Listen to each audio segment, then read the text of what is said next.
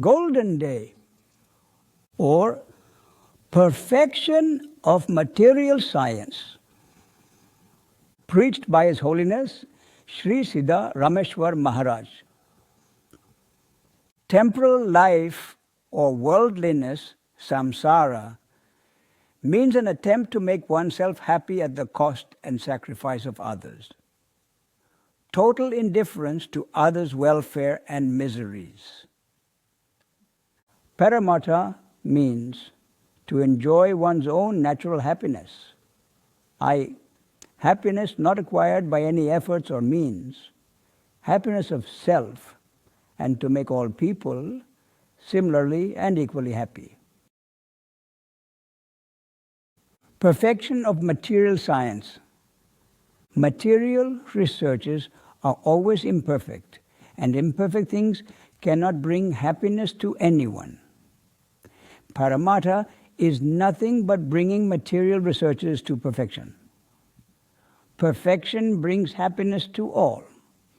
Raw food or not properly cooked food causes pain, while ripe food is wholesome. Even bitter neem fruit, when completely ripe, gives a sweet taste. Material researches, when brought to perfection, reach the stage of parmartha, which means nothing but God or Brahma. Temporal life, samsara, or spiritual life, parmartha, both have only one goal: to attain happiness. But material life or material researches bring only temporary happiness, whereas parmartha means perfect, eternal happiness, which is unexcelled by any other happiness. Material life, samsara, and spiritual life, parmartha, both aim at one thing, but the results are quite the reverse. In one there is endless misery, while in the other there is boundless and unexcelled eternal joy. Material science has determined that the origin of the universe is ether, imperceptible matter supposed to pervade all space, and what is beyond it is not perceivable. Material scientists observe through the instrumentality of eyes, microscopes, glasses, and such others, which being themselves objective and inanimate, only help with the knowledge of material objects, but not in the knowledge of the imperceptible reality beyond ether. That reality can only be known by jnana, truth consciousness. Objects which are quite near are felt by the skin. Objects further than those are seen by the eyes. Still further objects are known by the ears. The inner properties of things, such as sweetness, pungency, sourness, etc., are known only by the tongue. Such inner properties cannot be known by skin, eyes, or ears. Still more subtle and imperceptible substances are known alone by the mind, mana, or intellect, buddhi. But it is only jnana, consciousness, which knows everything. The said jnana, which is the origin of everything, is impossible to be realized by lifeless and inanimate objects like microscopes. Moreover, the inner invisible properties of things, such as sweetness in sweet things, sourness in sour things, and pungency in chilies, are impossible to be perceived by any instrument or glass. These material instruments go as far as the outward form of objects, but they cannot penetrate into their inner properties. If they cannot penetrate into the inner properties of inanimate objects, then how is it possible for them to realize the imperceptible reality, which is the origin of all things, visible or invisible, known as jnana? For the realization of the said origin, that is jnana, truth consciousness, it is necessary to have such means which can realize the same. No wonder, therefore, that the scientists and agnostics who investigate only by material and inanimate instruments have not been able to know anything of the said jnana. The ancient rishis in India first studied material science, but when they could not find real happiness therein, they progressed to the study of mental science. Here, they made many wonderful discoveries, such as reading the minds of others, knowing things and events happening at a great distance, making one's own form invisible to others, entering into another's body and leaving his own, curing diseases, both mental and physical, by rechanting mantras, and moving through the sky. Thus they attained many supernatural powers, siddhis. But ultimately, having found that these powers would not help them in the attainment of real and eternal happiness, they directed their attention to know and realize the soul. In this, they attained perfect spiritual content. They attained supreme felicity. Here they experienced unexcelled and boundless joy and happiness.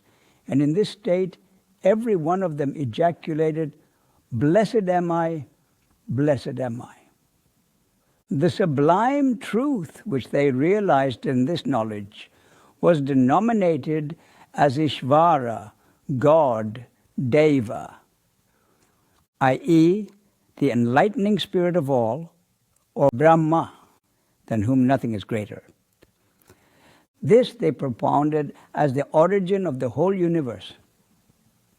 Material scientists could not approach the reality, nor could they realize the said origin.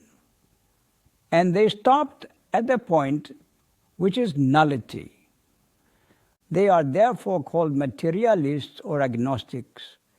But the Vedantists, Vedic philosophers, or scholars of similar other religions who propound the same truth as the Vedas realize the real existence of the sublime truth. Therefore, they are called the propounders or believers of jnana, the reality, or truth.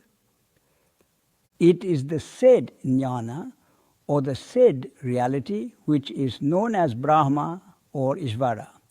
The same is also known as Deva because it is the source of knowledge of everything. Everything is known through him. Therefore, he is the enlightenment of everything, i.e., Deva. In him, there is the creation of everything, and the whole universe is created from him. In fact, he is the origin, father of everything. Jesus preached that God is beyond the sky, and sky means nothing, i.e., nullity. Beyond this nullity or sky, what really exists is known as Deva, God or Father.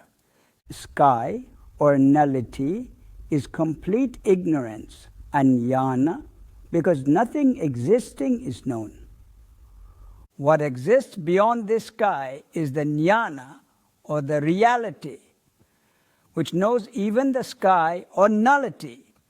This jnana, or reality, is described by all religions as God. Among such religions, the Hindu religion has given a vivid and very clear description of God by assigning various attributes, such as Drishta, seer of all, origin of sight; Chaitanya, moving spirit of all; Sakshi, omnipresent, witnessing everything; Paripurna, the perfect one; Nirantar, one without distance; Ananta, one having no end, as opposed to other things which would ultimately end in him. He is known as Brahma or Ishvara, the origin of the whole universe, having all the above attributes. Only by one attribute, niranta, having no distance, is the hollowness of all material researches made evident. The origin of this universe is Brahma, which is niranta, without distance. Therefore, the experiments of radio, wireless, etc. have been successful. With the help of a telescope, things at a distance appear nearer. This is, of course, not on account of the instrument. The instrument does not drag the thing nearer from a distance. All things, in fact, from the beginning, are situated without any distance. But they appear at a distance to the material eye.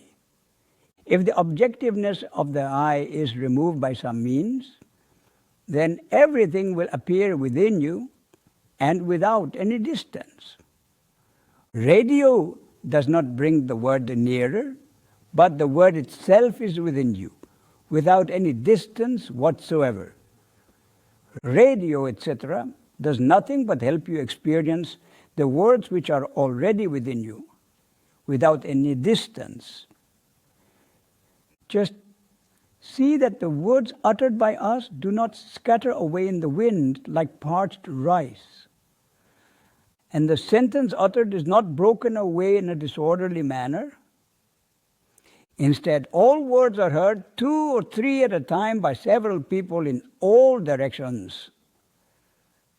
Upon careful consideration of this point, everything becomes intelligible.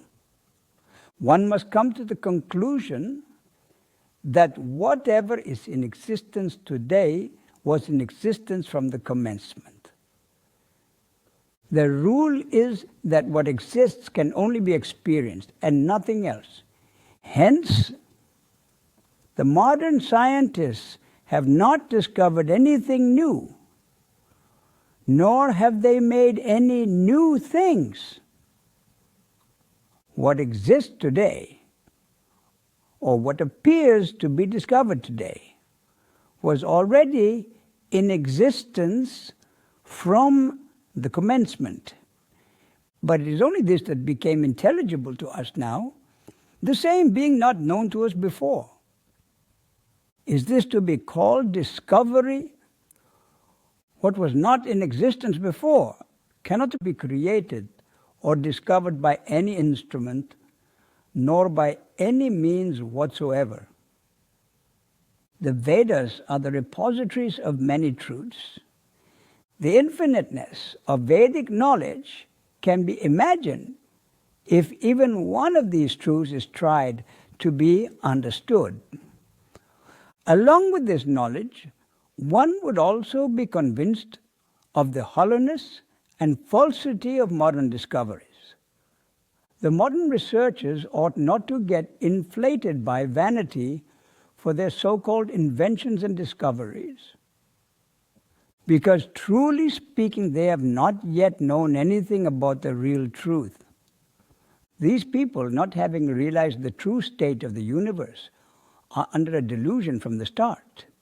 It will not therefore be improper if we make this subject clear from further exposition.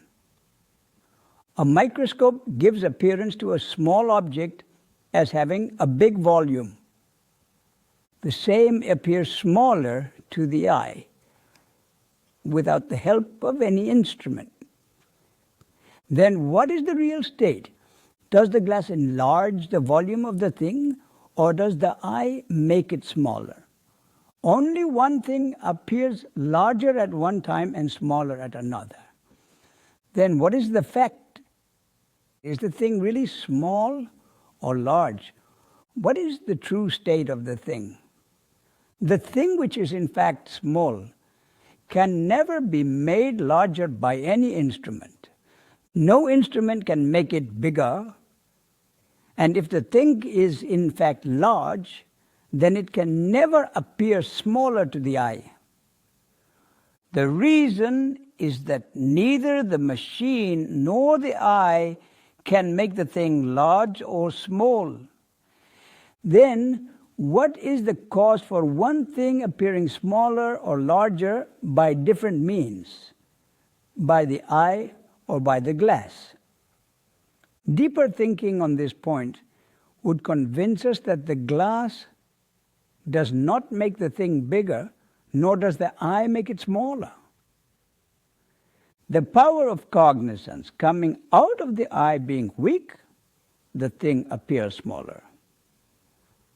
The glass instrument intensifies the power of the eye, which cognizes the objects in the world, and on account of this intensified power, the same thing appears larger. Thus, with the help of external instruments, we increase the power of cognizance, and the thing appears in a larger form.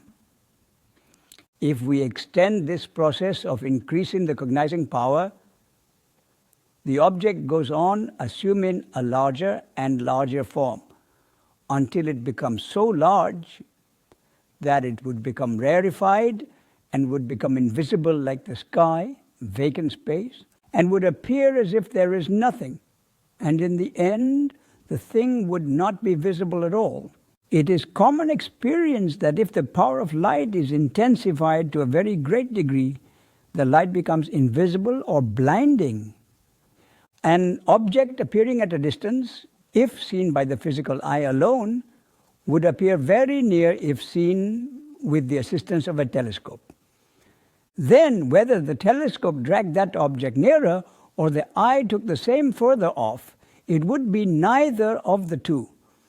The reason for the object appearing nearer with the help of a telescope is that the telescope increases the cognizing power of the eye. Similarly, if the cognizing power is intensified further and further by more and more powerful means, then the object would appear nearer and nearer, and would appear so near that it would appear within us, and in the end, it would become invisible and disappear altogether. If our eyes were as powerful as a telescope, would we have experienced the distance between things as we experience now? No. Following the same line of argument, one would be faced with the question whether the things that appear nearer or at a distance, or that assume any size or volume whatsoever, really exist at all. One must come to the conclusion that nothing appearing really exists, and what appears as existing is only an illusion. Does it therefore amount to this, that the whole fault lies with the cognizing power of the eye or intellect in the experience of the distance between things, the difference in the smaller and bigger volume and size of things, the existence and non-existence of things? Then, people who only believe their experience of what they see and feel as true on account of their weak eyes and intellect must be convinced that the discoveries such as flying by aeroplanes, traveling by railways, driving in motor cars, and hearing sound by radios are all nothing but an illusion. Thus, in reality, there being no distance at all, where did you fly and where did you run? Is this not all due to ignorance of the true state of things? If, in reality, there was any distance in the universe, then no radio or any other powerful instrument could have made the sound heard nearer. Just see the sound which is heard through the instrumentality of radio. It is heard as if spoken very near. Just see how near the object appears when seen through the instrumentality of a telescope. From all these, it is proved that all things are without any distance. There is no distance whatsoever in anything. There is no difference in size or volume. In fact, there is nothing like size or volume. Similarly, things which appear to exist have no existence at all. The conclusion which we have shown here is only a fraction of one of the many principles contained in the Vedas. If only this one principle is wholly treated, then people will have a completely different experience about the true state of things. They will at once perceive what a huge difference there is between the knowledge and experience of a jnani, i.e. one who has realized the truth, and the knowledge and experience of those who have not realized the truth. But what is the use of explaining the said principles in full to persons who are wholly and solely after materialism? At present, we would like to stop at the preliminary exposition only. This is, however, to give some idea about the infinite and sublime philosophy of the Vedas. The origin of all things in this universe is known as Ishvara, Lord of all, the controlling power, Brahma, infinite being, Deva, i.e. the enlightening spirit of all. This sublime truth can never be realized by fasts, bodily austerities, or various forms of discipline enjoined by different sects of religions. But the same is only realized by jnana, self-realization, through the teachings of a spiritual preceptor. The reality which gives supreme and infinite joy, and which can only be realized by spiritual thinking, is present everywhere and at all times. Then why should not intelligent people make efforts to know it? It is our advice to all, again and again, to make efforts to realize the said truth. Without it, the world will never have real happiness or peace. It is the only source of real peace and happiness. The same is the natural happiness of all, and is also known as samadhana or religion. The same is the goal of all religions. Religion, therefore, means the realization of the origin of the whole universe. Otherwise, God or jnana, and that alone is called true religion. The present followers or converts to Hinduism, Mohammedanism, Christianity, or any other religion have not realized the true religion described above. A Hindu may be asked, "What have you known by following Hinduism? Have you realized God, Brahma, or Rama, Krishna, and Shiva?" No. Then, what have you known? Wearing dhoti, putting on a turban, and speaking, "Touch me not, touch me not." Are these the only and real principles of Hindu religion? Similarly, a Mohammedan may be asked, "What have you known by following Mohammedanism? Have you known Khuda or Allah?" No. Then what have you known? You allow your beard to grow, you circumcise, and you rejoice in cow slaughter. Is the Mohammedan religion confined to these acts only? A Christian may also be asked, "What have you known as a Christian? Have you known the Father in heaven?" No. Then what have you done? You have put on boots, pants, a collar, and a necktie, moved in society with your wife hand in hand, and put on a cross. Is this the religion of Christianity? Where do the Hindus, Mohammedans, Christians, etc. know the origin of their own respective religion, which is known as God? Of course, there might be some exception. In short, no one has really known or realized any religion in its real sense, and therefore no one belongs to any religion. If that is so, how can any person be converted to another religion? Or how can one lose his former religion?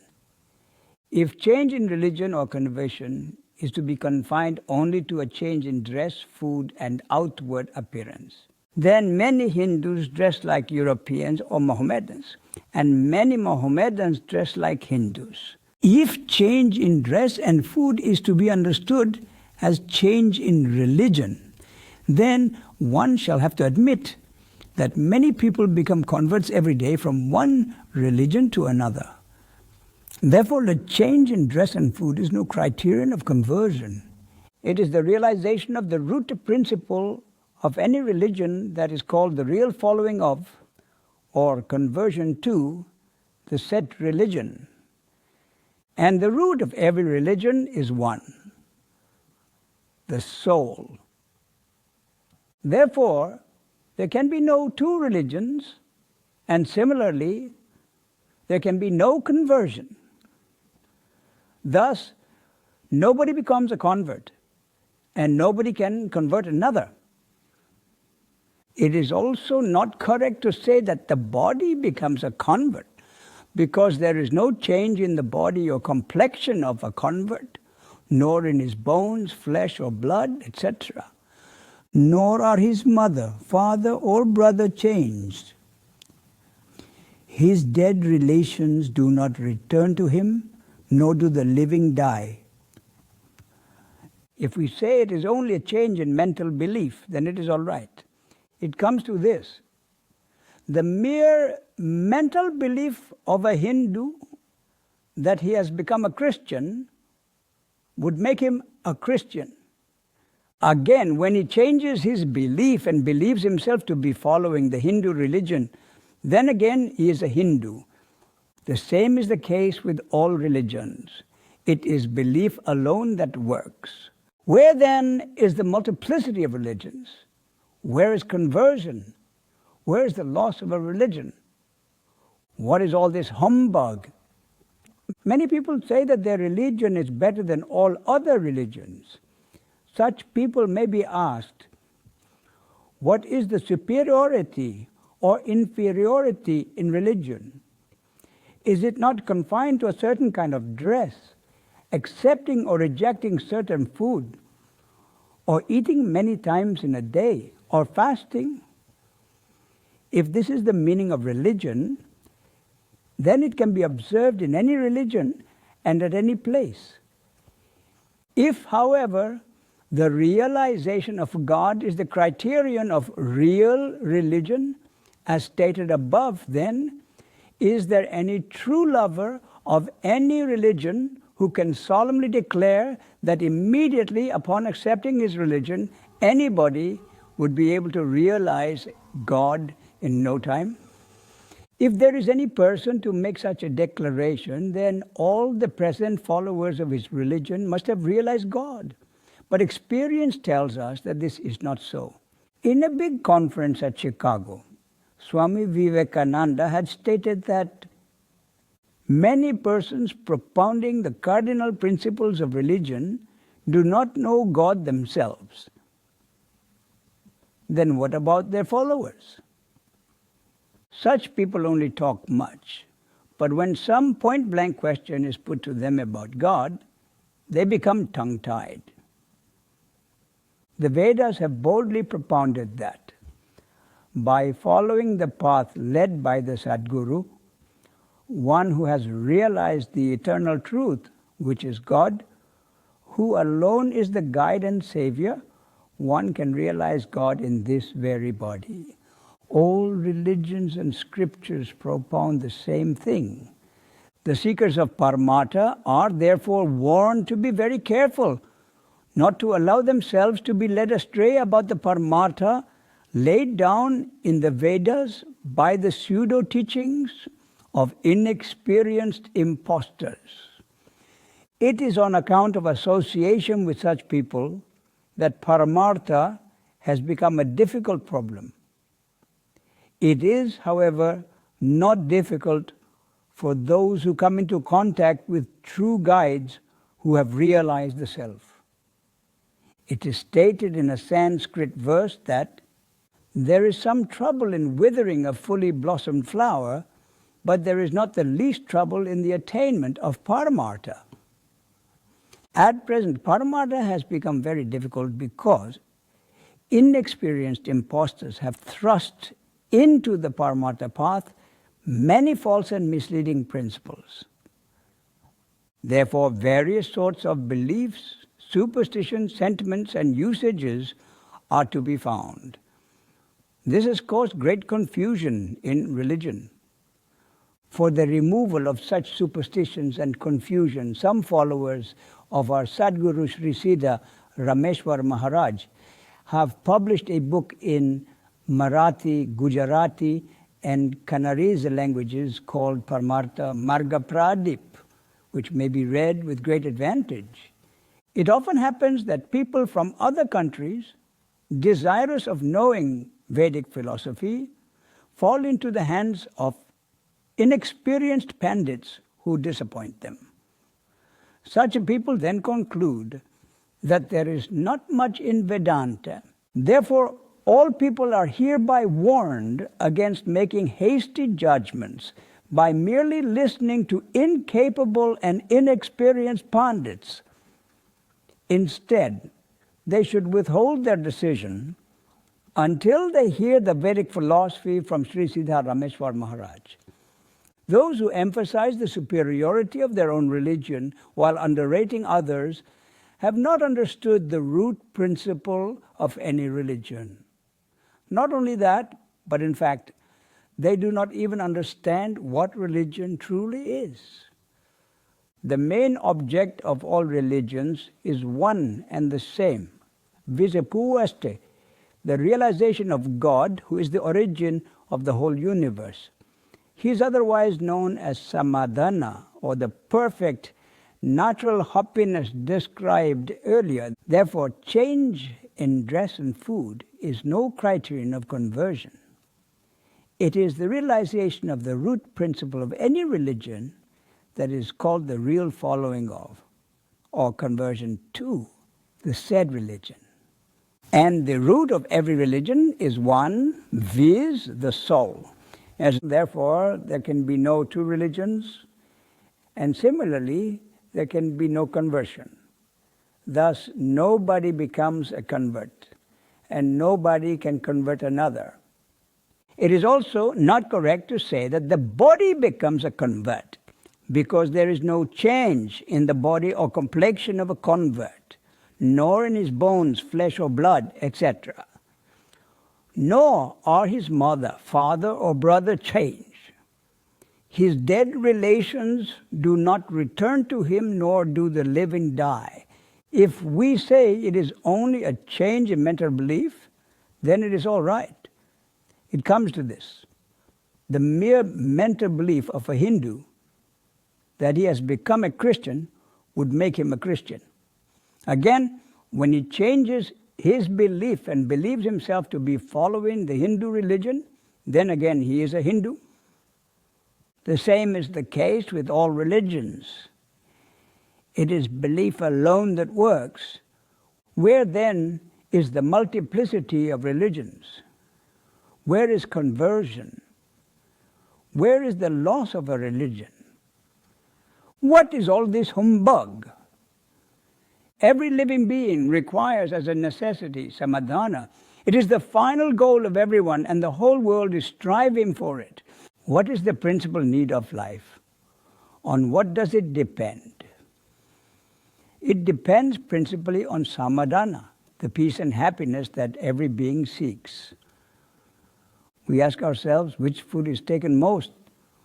What is it that truly preserves life? This is a point for careful consideration. Does happiness depend on a wife? Number. If that were the case, people would carry their wives with them everywhere. Does it depend on a son? Number, a son is sent to school. Does it depend on food? number people do not fasten a bag of food to their mouth.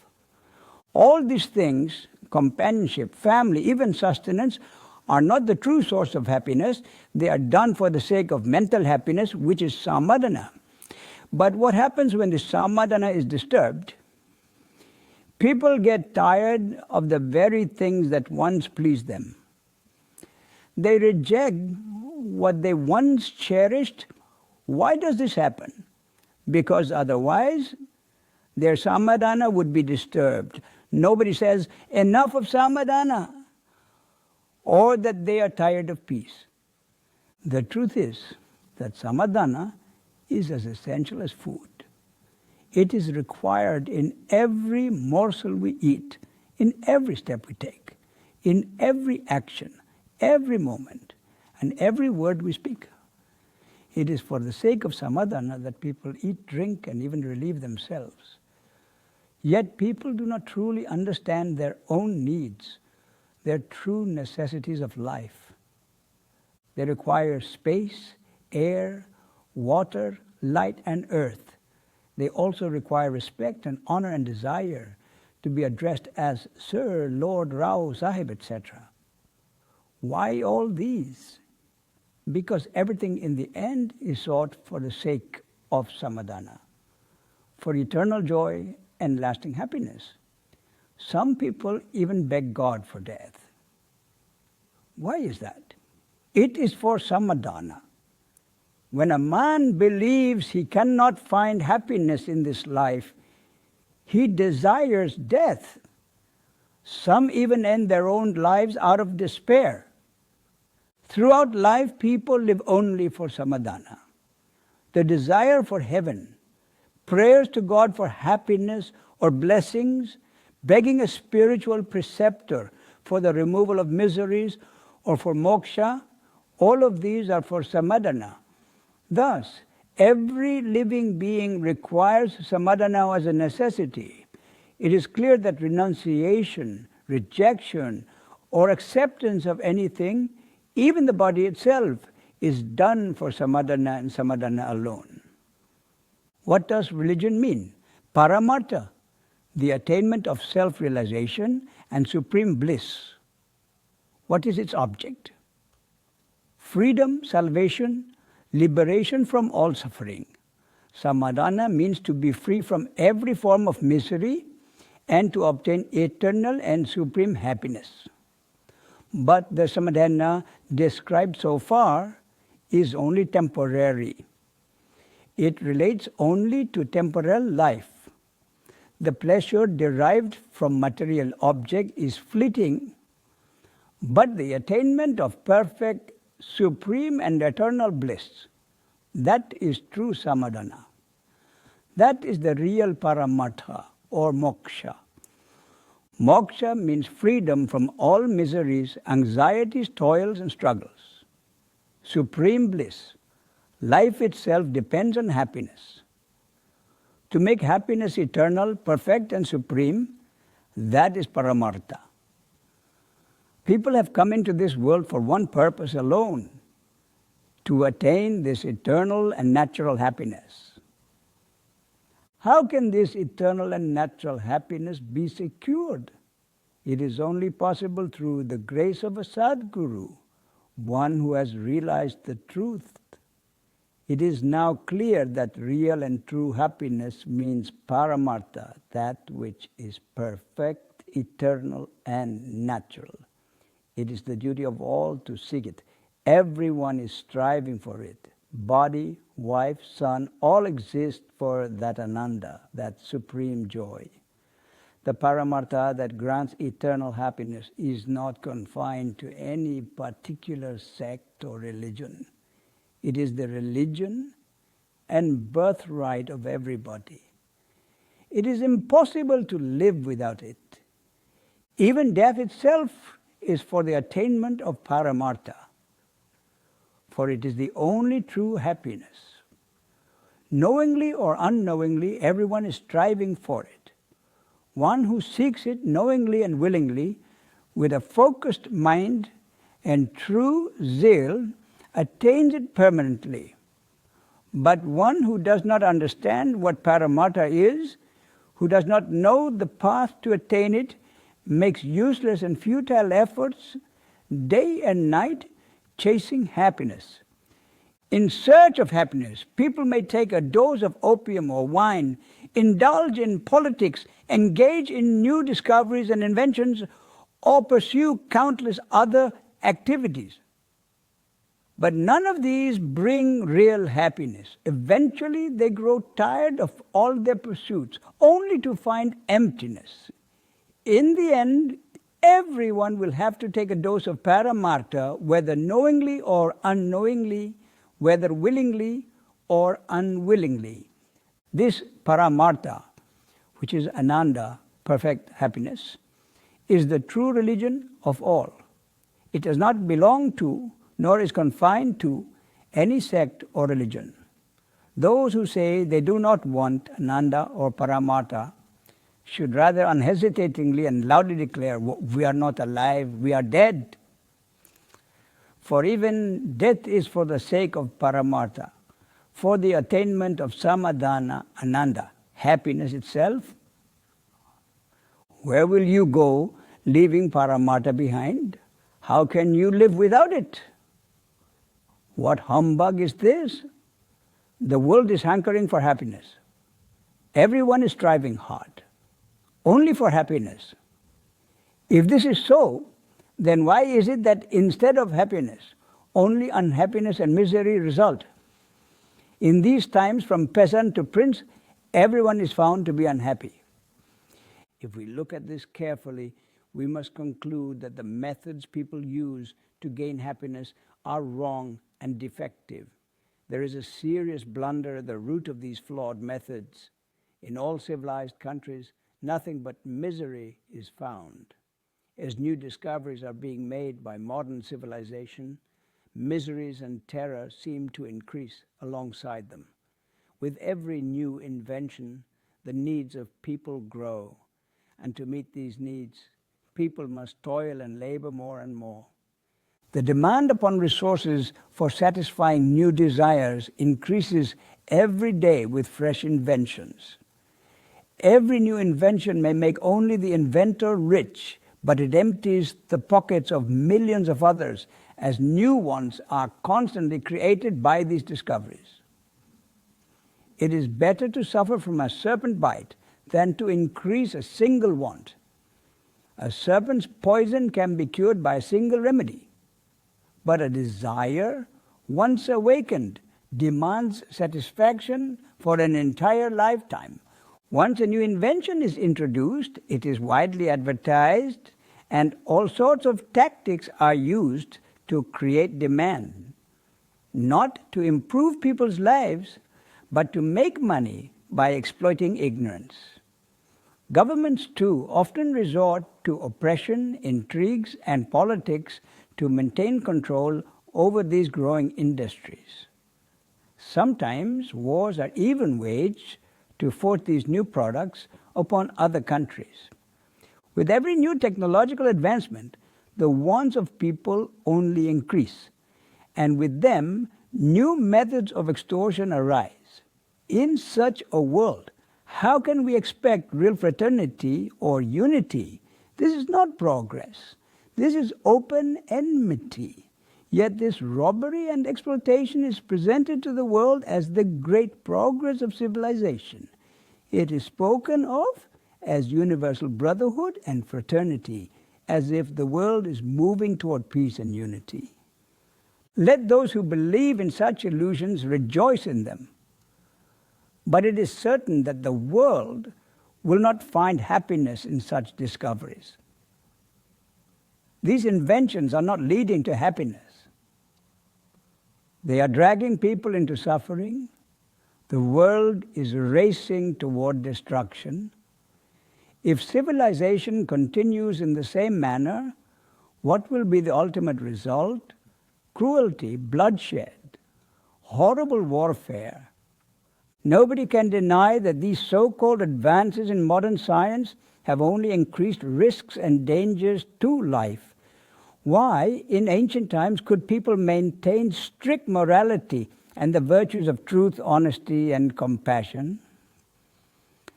The answer is simple. People's wants were few. They could secure their necessities with little effort. With such simplicity, there was no need to engage in immorality. Now, however, the wants of people have multiplied endlessly. They have grown to such an immense degree that they cannot be satisfied even by hard work. As a result, we see roguery, intrigues, and immorality.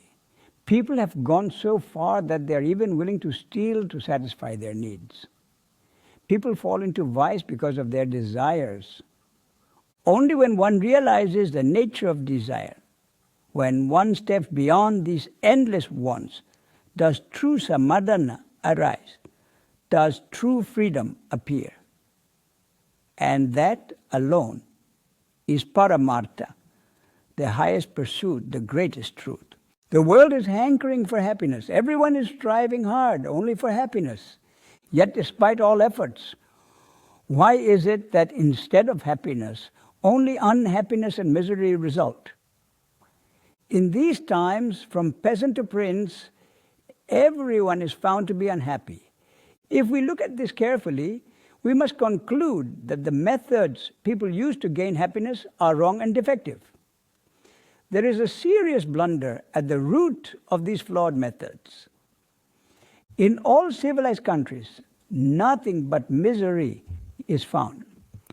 As new discoveries are made by modern civilization, misery and terror seem to increase alongside them.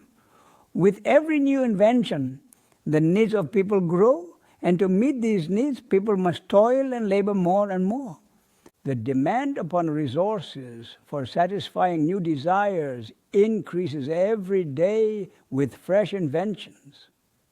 Every new invention may make only the inventor rich, but it empties the pockets of millions of others as new wants are constantly created by these discoveries. It is better to suffer from a serpent bite than to increase a single want. A serpent's poison can be cured by a single remedy, but a desire, once awakened, demands satisfaction for an entire lifetime.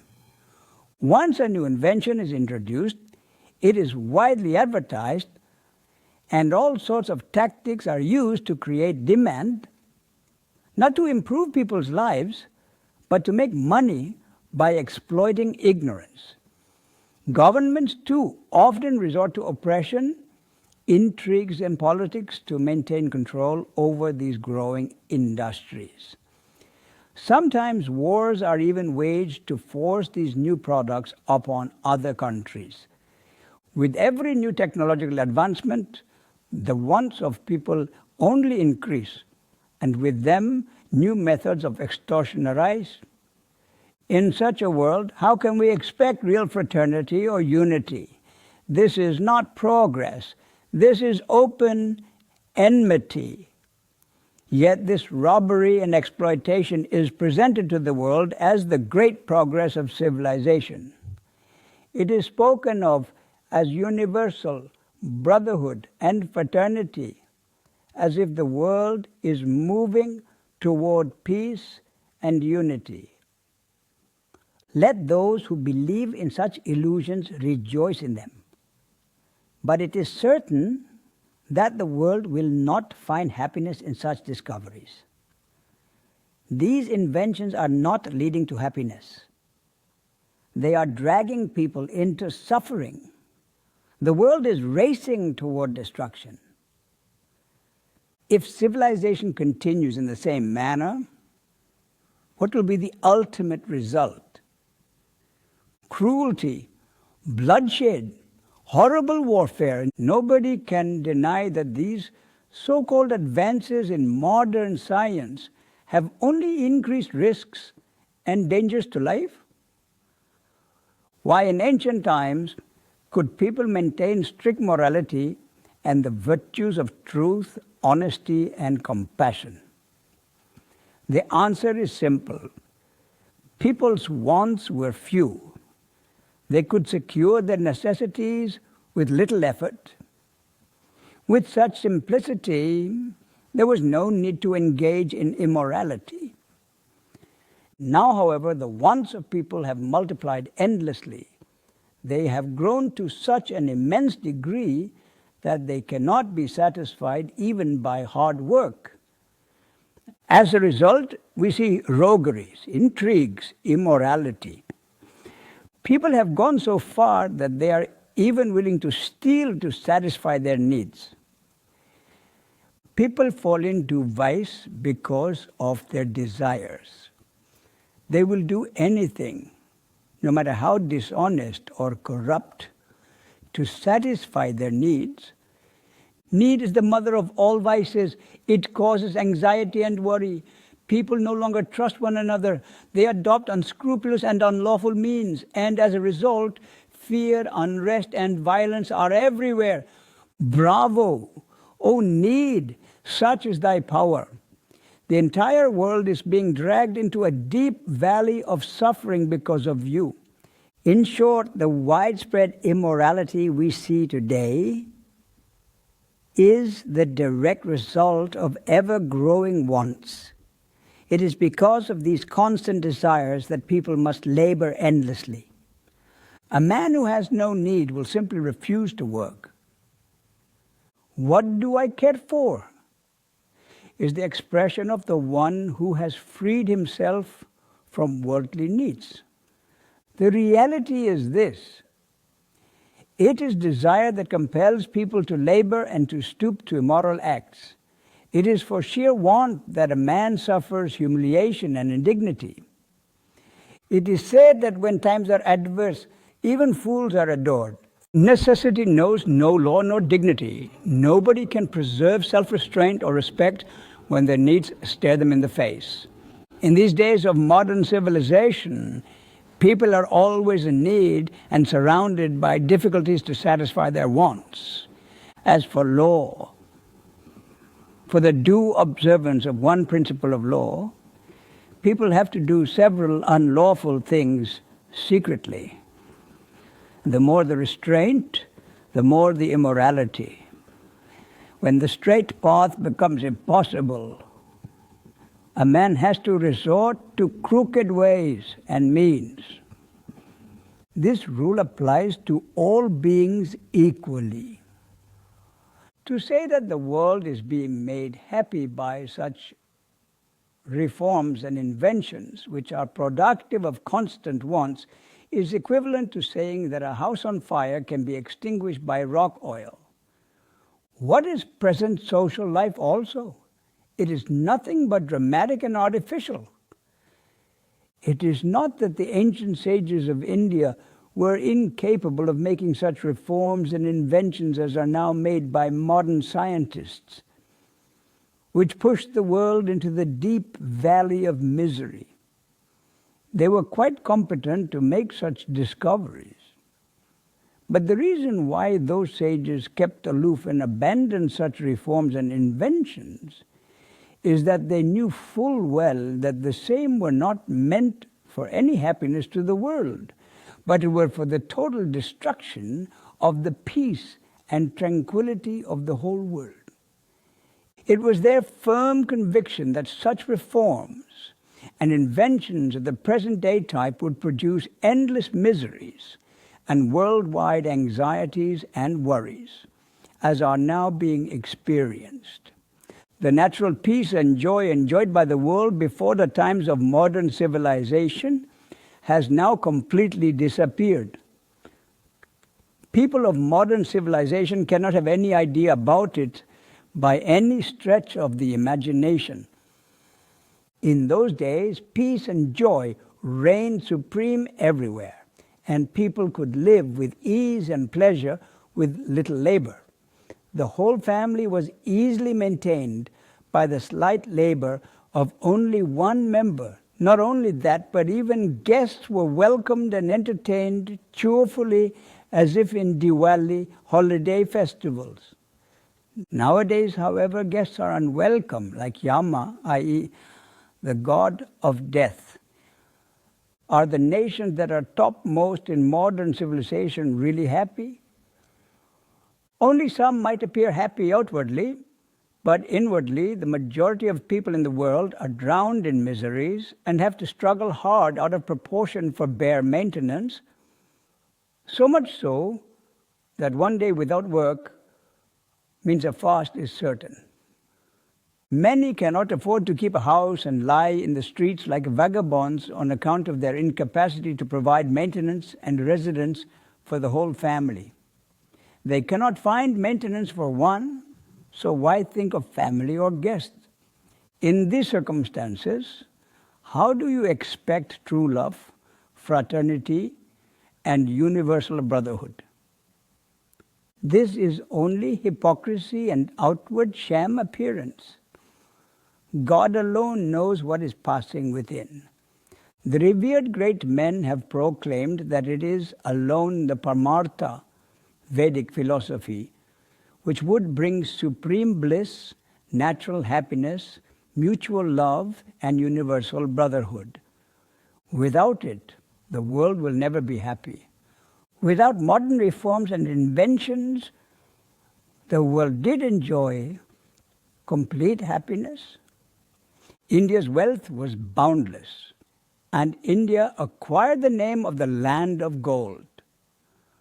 This was not because of the modern, up-to-date, fashionable living, but because of simple living with very few wants. It was the result of enjoying merrily the natural resources supplied by nature. Modern civilization has produced only articles of luxury and has tremendously increased the wants of people, consequently making them unhappy and miserable. Modern researchers cannot discover the useful and nutritious articles necessary for life. But how the same could be produced was the discovery made by the ancient sages. The rishis made discoveries of things necessary for the preservation of life, but simultaneously enjoined renunciation in the highest degree, restricting the use and enjoyment thereof to the minimum. The reason is that one should not worry too much about material objects. Otherwise, one will not be able to find time and energy to think of eternal happiness. The measure of happiness derived from worldly objects is out of proportion to the immense labor and trouble required for their attainment. From the view of real happiness, therefore, this is not a profitable bargain, for happiness is like an atom, and the misery is like a mountain in dimension. Providence has arranged that what is required for real happiness can be had everywhere without any cost or effort. He has also arranged for the automatic and natural production from the earth of the articles required for food and drink. These natural products were enjoyed with great delight by the ancient sages, and they are still being enjoyed with the greatest delight by birds, beasts, and other creatures who have no sense of discrimination. Only mankind, who are endowed with all senses and faculties, and who believe themselves to be wise and superior to all others, do not enjoy the same with delight and pleasure. By reason of their foolishness, not only do they themselves suffer great hardships, but they also cause unbearable hardships to dumb animals like horses, oxen, elephants, camels, and others, who would have otherwise enjoyed this natural bliss independently with pleasure and delight. All other ignorant creatures who have no sense of discrimination enjoy the natural resources with the utmost joy and pleasure, and move as free and independent as monarchs. They never think of service, commerce, or labor, even in their dreams. O wise men, this wife, creation, prakriti, nature, has created and kept ready what is required as a necessity for the happiness of her Lord.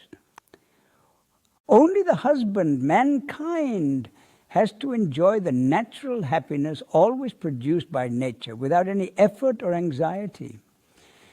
But this husband, who is no Vara, regardless of this natural happiness on account of his overwiseness, becomes a cook like a fool and labors hard to make discoveries and inventions, to find out new forms and means of happiness, which, however, always result in extreme misery. The nature of creation is full of all resources and has in abundance all necessities of life required by all beings. Only men, who are the best of all creatures, labor day and night like a donkey, while others die of worries and anxieties. But other creatures enjoy the food, drink, and other necessities of life provided by nature with utmost delight and pleasure. There is a Marathi proverb which literally means that wise men eat cow dung and fools eat sweetmeats. Will you try to see through the meaning of this proverb? Are you not still convinced that the natural products are more than sufficient for maintenance? Are you not still disgusted with the constant drudgery? Has not the time yet come to know from spiritual preceptors the means of removing the burning worries of people? Be it so. It is therefore that the ancient sages and the founders of all religions enjoined the renunciation of material objects and the realization of the origin of the universe, viz. God or Brahma. This is what is meant by parmartha herein. All nations are, therefore, hereby warned that the path chosen by them for their progress will bring them the most dreadful and terrible catastrophes. Therefore, they should leave aside the idea of rejoicing in perishable material objects which are full of bitter poison, and follow the path laid down in the Vedas, which alone would bring them natural and eternal happiness and create the feeling of universal fraternity.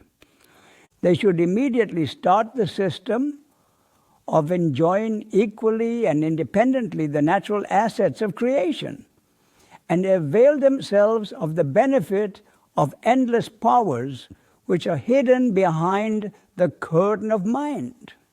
Is it not the real duty of men of the best talents in this world to find out ways and means so that happiness and joy may be universal? The anxiety for work and need for income and accumulation might come to an end. Warfare, crooked policies, politics, and intrigues may disappear. Peace may reign supreme all over the world. Every day, new discoveries are made, and people are made to toil and labor for them. Various tactics are used to increase the needs of people. How long is the world going to continue this course of life? Is the world not still tired of it? Now, enough of this. Let all this be put an end to. That will be the golden day when a true Savior will come forward, who will find out ways and means to remove the misery of all people and make them happy. There is no doubt that such a saintly person will be remembered and worshipped forever.